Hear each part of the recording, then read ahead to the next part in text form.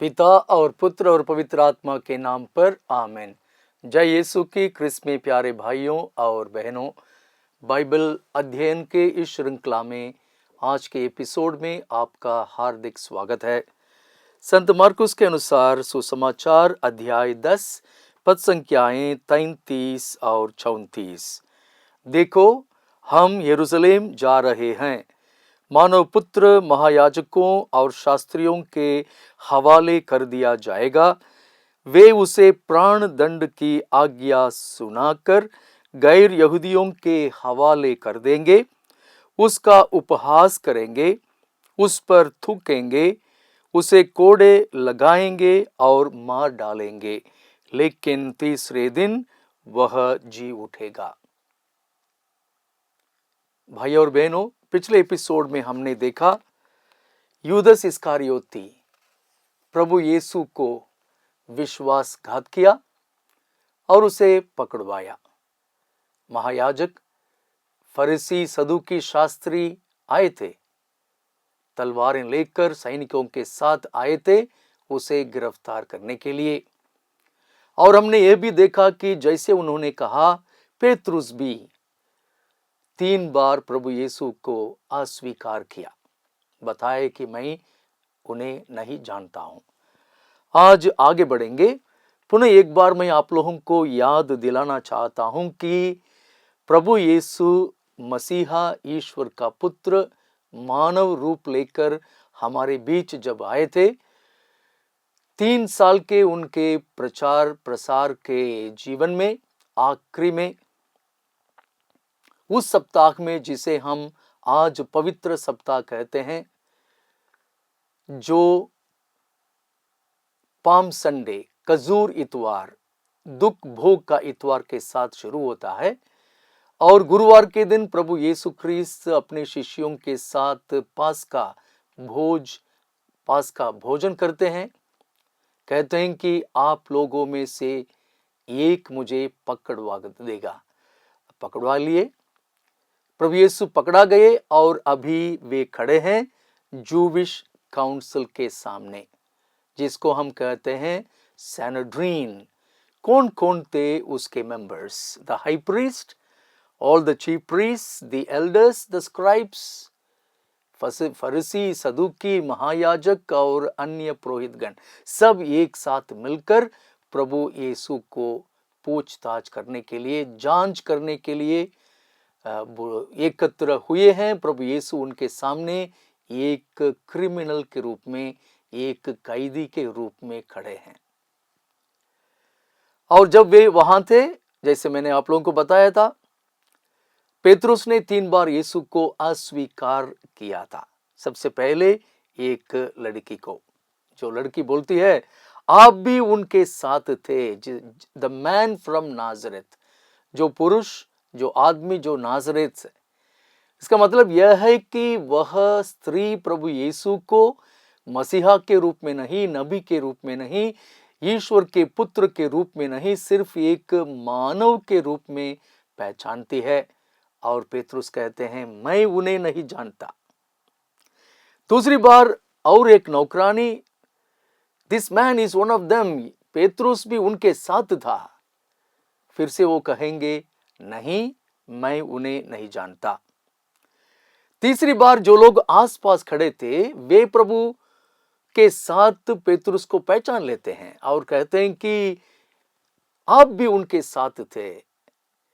आश्चर्य की बात है, अध्याय 14 पद संख्या 71 में 71 में पेतरुस इस प्रकार एक भावना प्रस्तुत करते हैं। इस पर पेतरुस कोसने और शपथ खाकर कहने लगा। कोसने और शपथ खाकर कहने लगा, ये दोनों शब्द पर हम थोड़ा सा मनन चिंतन करेंगे। कोसना, ये पेतरुस को कोसने की कोई जरूरत नहीं है, किसी को कर्स करने की कोई जरूरत नहीं है। वो भी जब लोग उसे पहचानते हैं कि प्रभु यीशु ख्रीस्त के शिष्यों में से एक है, वो कोसते हैं, कर्स करते हैं और उसके बाद अस्वीकार करते हैं, शपथ खाना गलत है, एक पाप है, परंतु पेतरुस कर बैठते हैं।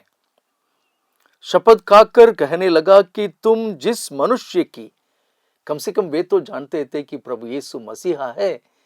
उसी ने कहा था अध्याय 8 पद संख्या 29 में, आप ईश्वर के पुत्र हैं, मसीहा हैं। परंतु आज बाई स्टैंडर्ड्स जो भी व्यक्ति साथ में थे उनके सामने कहते हैं कि जिस मनुष्य की चर्चा आप लोग कर रहे हो मैं उसे जानता भी नहीं। ठीक उसी समय मुर्गे ने दूसरी बार बांग दी और पेतरुस को ईसा का यह कहना याद आया, मुर्गे के 2 बार बांग देने से पहले ही तुम मुझे 3 बार अस्वीकार करोगे। पेतरुस पछताते हैं। यही फर्क है पेतरुस और इस्कारियोती के बीच में। इस्कारियोती डिसअपॉइंटेड हो गया था कि मैं उसने निर्दोष व्यक्ति के साथ अन्याय किया था। प्रभु यीशु क्रिस्त के पास वापस आने के पहले बदले वह महायाजकों के पास गया था, अपना जीवन उस प्रकार गंवा दिया। परंतु हम यहां पढ़ते हैं वह फूट फूट कर रोते रहा। यह रोना पश्चाताप का रोना है। अपने पापों के लिए पश्चाताप करके वे प्रभु यीशु से बाद में क्षमा मांगेंगे और प्रभु यीशु भी उन्हें क्षमा करेंगे। तो हम पेतरुस की यह भावना में 2 चीजों को पाते हैं, एक तो पश्चाताप करना और दूसरा प्रभु यीशु क्रिस्त के पास वापस लौटना। जब हम इसको करते हैं हम मन की शांति पाते हैं और हमारे पापों की क्षमा पाते हैं। वही तो करते हैं हर बार हम पाप स्वीकार करने के लिए, कन्फेशन करने के लिए जब हम जाते हैं हम पेतरुस के समान पश्चाताप करते हैं और प्रभु यीशु के पास वापस आते हैं। इस प्रकार हम अभी प्रवेश करेंगे संत मार्कुस के अनुसार सुसमाचार अध्याय 15, जो प्रभु यीशु को पिलातुस के सामने प्रस्तुत करता है। दिन निकलते ही यानी कि दिन की शुरुआत में ही प्रभु यीशु पिलातुस के सामने खड़े हैं और प्रभु यीशु क्रिस्त के साथ महायाजक, नेता, शास्त्री, समस्त महासभा, जूविश काउंसिल, जिन्हें हम सनेड्रिन कहते हैं, हिंदी में हम बोल सकते हैं महासभा, जिसमें 73 लोग थे, तो वहां इकट्ठे हो गए और कहते हैं कि इन्हें जांच करना है, पूछताछ करना पड़ेगा क्योंकि यह पापी है और प्राण दंड की योग्य है। तो फिर पिलातुस पूछताछ करते हैं, क्या तुम सचमुच यहूदियों के राजा हो? प्रभु यीशु कुछ नहीं बोलते हैं। फिर से वो पूछ रहा है, देखो ये तुम पर कितने अभियोग लगा रहे हैं, क्या इनका कोई उत्तर तुम्हारे पास नहीं है? फिर भी ईसा ने उत्तर में एक शब्द भी नहीं कहा। तो बहुत आश्चर्यचकित हो जाते हैं पिलातुस गवर्नर। और इधर लिखा है, इस पर पिलातुस को बहुत आश्चर्य हुआ। He was in amazement. He was amazed, कुछ नहीं बोल रहे। और उन्हें मालूम था कि त्योहार के समय कुछ निर्णय लेना पड़ता है। वो निर्णय के बदले एक बहुत ही सुंदर इंफॉर्मेशन आप लोगों को मैं देना चाहता हूं। जब प्रभु यीशु उत्तर नहीं देते, ये आदमी पिलातुस को बहुत आश्चर्य हुआ। यहां रोककर एक छोटी सी बात हम कहेंगे, जिसको हम मत्ती के अनुसार सुसमाचार में अध्याय 27 पद संख्या 19 में पाते हैं। 27-19। पिलातुस न्यायासन पर बैठा हुआ ही था कि उसकी पत्नी ने कहला भेजा। यह इंफॉर्मेशन हमें मार्कुस में नहीं मिलता। उस धर्मात्मा के मामले में हाथ नहीं डालना, क्योंकि उसी के कारण मुझे आज स्वप्न में बहुत कष्ट हुआ। आज यानी पिछले रात, इसलिए वह सुबह सुबह ही पिलातुस को यह संदेश या समाचार देती है, इंफॉर्मेशन देती है, आप सतर्क रहना, क्योंकि वह एक धर्मात्मा है। धर्मात्मा के खिलाफ कुछ नहीं बोलने का। संत मार्कुस को ये परंपरा मालूम नहीं था, इसलिए उन्होंने कुछ मेंशन नहीं किया था। परंतु मैं आप लोगों को दो चीज और बताऊंगा। जो गॉस्पल्स हम यहां पाते हैं उसको कैनोनिकल गॉस्पल बोलते हैं। कैनोनिकल शब्द कैनन करके यूनानी भाषा से आता है। यह शब्द का अर्थ यह होगा कि ऑफिशियली जो लिस्ट माता कलीसिया ने हमें दिया है। फॉर एग्जाम्पल मैं आप लोगों को यहाँ पवित्र बाइबल में, हिंदी पवित्र बाइबल में विषय सूची, उसमें प्रस्तावना, प्रावक कथन, उसके बाद पुराने विधान के एक किताब, उसके बाद दूसरे पृष्ठ में नए विधान के जो किताब है, सुसमाचार, प्रेरित चरित्र, पत्र और आखिरी में योहन का प्रकाशना। ये official list of the books of the Holi Bible को हम कैनन कहते हैं। इसलिए जो गॉस्पल्स हैं वो कैनोनिकल गॉस्पल्स। और भी गॉस्पल्स लिखे गए थे। For example gospel of Nicodemus, proto evangelium of Sant Yakub, James, और gospel of Saint Thomas, gospel of Judas. इस प्रकार भी अन्य सुसमाचार थे। उन्हें हम अपॉक्रिफल यानी जो सुसमाचार जिसे माता कलीसिया ने अप्रूव नहीं किया, इस विषय सूची में उन्हें शामिल नहीं किया, उसको हम अपॉक्रिफल यानी हिडन, जो हमें नहीं दिया गया, वही अर्थ है। उसमें हम एक चीज पाते हैं, उसमें निकोदेमुस, गॉस्पल ऑफ निकोदेमुस में एक इंफॉर्मेशन इस प्रकार मिलता है जिसको शायद मत्ती ने भी शामिल किया है या मत्ती से उन्होंने लिखा है। पिलातुस की पत्नी, उनका नाम था क्लाउदिया। वह क्लाउदिया उन्हें इस प्रकार एक संदेश भेजती है, आप सतर्क रहो। और उसके बाद पिलातुस हाथ धो लेते हैं, बोलते हैं कि मेरे इनके बीच में कोई संबंध नहीं है, आप लोगों को जो करना है आप लोग कर लो। उसकी पत्नी क्लाउदिया बाद में इस स्वप्न से प्रेरित पाकर, इस दर्शन से प्रेरित पाकर वह एक ईसाई बन जाती है। इसको हमें बताते हैं ओरिजिन 3रे शताब्दी के एक बाइबल स्कॉलर थे। उन्होंने इस इंफॉर्मेशन को हमें दिया। ये बहुत ही अच्छा इंफॉर्मेशन है। इससे जुड़ा हुआ और एक इंफॉर्मेशन मैं आप लोगों के समक्ष रखूंगा, जो रोमन साम्राज्य के सम्राट जूलियस सीसर के साथ हुआ था। यह घटना मार्च 15 तारीख को 44वां वर्ष में हुआ था। प्रभु यीशु क्रिस्त के जन्म के पहले 44वां साल में हुआ था, यानी 15 मार्च 44 BC ही। वे सेनेट में जाने के लिए तैयार हो रहे थे। उस समय उनकी पत्नी आई थी, उनका नाम है कलपूर्निया।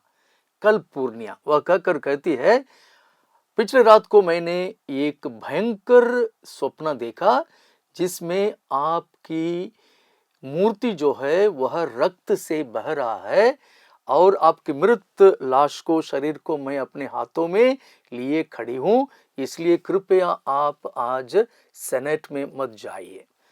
तो शुरुआत में जूलियस सीसर ने भी कहा ठीक है, आप बोलते हैं इसलिए मैं नहीं जाऊंगा। परंतु जो आखिर में उसकी हत्या करते हैं, देचियस ब्रूटस, जो उनके मित्र भी थे, घनिष्ठ मित्र थे, वो बोले कि औरतों की, महिलाओं की कहानी पर ध्यान मत देना, वो तो इस प्रकार आपको बोलते रहेंगे, आप तो एक सम्राट हो, आप तो काइजर हो, इसलिए आप इन चीजों पर ध्यान देने की जरूरत नहीं है। तो इस प्रकार की बातें करके उसको परसुएड कर देते हैं। वह सेनेट जाते हैं, वहां सेनेट में ब्रूटस उसका वध कर देते हैं, उन्हें हत्या कर देते हैं। वह जूलियस सीसर मर जाते हैं।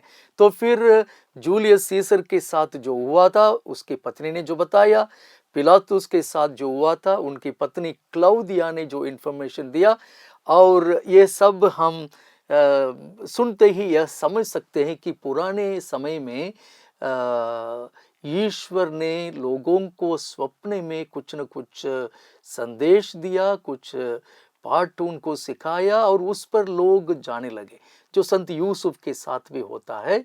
संत मत्ती के अनुसार सुसमाचार में जैसे हम पढ़ते हैं, अक्सर अक्सर स्वर्गदूत उनसे मिलकर संवाद करते हैं, संदेश देते हैं, उन्हें मार्गदर्शन करते हैं।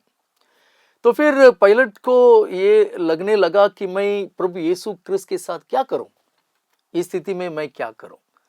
तो उन्होंने एक परंपरा को याद किया, जिसके बारे में मैंने आप लोगों को कुछ समय पहले बताया था। उन्होंने एक परंपरा को याद किया जिसके अनुसार पास्का पर्व के समय में कैदियों में से किसी एक को रिहा करना, जैसे लोग मांगते हैं वैसे उन्हें रिहा कर दिया जाता है। तो उस परंपरा को याद करते हुए पिलातुस उनके सामने ईसा मसीह प्रभु यीशु क्रिस्त को एक तरफ रखते हैं और बरब्बस को दूसरी तरफ रखते हैं। और हम जानते हैं कि जैसे उन्होंने ये कहा था कि इन दोनों में से किसको हम रिहा करें, तुरंत सारी जनता ने जोर से आवाज उठाकर कहते हैं कि बरब्बस को और बरब्बस को। तो बरब्बस को पिलातुस रिहा कर देते हैं। और जैसे हम पढ़ते हैं अध्याय 15 पद संख्या 11, किंतु महायाजकों ने लोगों को उभाड़ा कि वे बरब्बस को ही रिहाई की मांग करें। वो भी करते हैं और पिलातुस उनसे पूछते हैं पद संख्या 12 में, तो मैं इस मनुष्य का क्या करूं जिसे तुम यहूदियों का राजा कहते हो? लोगों ने उत्तर दिया, इसे क्रूस दिया जाए। इसी भीड़ ने खजूर इतवार के दिन होशाना कहकर उन्हें यरूशलेम में स्वागत किया, होशाना का गीत गाया, रास्ते में पेड़ों के डालियां डालकर अपने कपड़ों को बिछाकर जोरदार स्वागत किया। एक मसीहा के रूप में आज वही भीड़ जोर से चिल्लाती है, इसे क्रूस दिया जाए। तो फिर वे कहते हैं कि ठीक है। पिलातुस ने भीड़ की मांग पूरी करने के लिए निश्चय किया। मैं सोचता हूं ये पिलातुस किस प्रकार का व्यक्ति है। इस व्यक्ति को मैं कहूंगा he was a crowd pleaser, यानी जो भी उन्होंने मांगा ऐसे दे दिया, उनको खुश कर दिया, अपने खुद का एक निर्णय नहीं ले पाया। ये भी एक प्रकार का एक कैरेक्टर हम कह सकते हैं। इस कैरेक्टर में व्यक्ति पुरुष हो या स्त्री जब निर्णय लेते हैं वो सिर्फ उसको लेते हैं जो लोगों को अच्छा लगे, किसी को बुरा न लगे।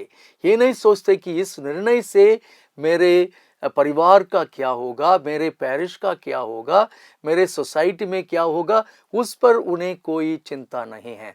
उन्हें सिर्फ एक ही चिंता है, वह लोगों को खुश करना। भाई और बहनों, पवित्र बाइबल को जरूर आप लोग खोलें, पढ़ें, मनन चिंतन करें, प्रार्थना में उपयोग करें। अगर कोई डाउट हो, संदेह हो, कोई प्रश्न हो, आप कमेंट्स में लिखना ना भूलें। मैं जरूर उन्हें पढ़ूंगा, आप लोगों का उत्तर देने के लिए प्रयत्न करूंगा। पिता और पुत्र और पवित्र आत्मा के नाम पर आमीन। जय यीशु की।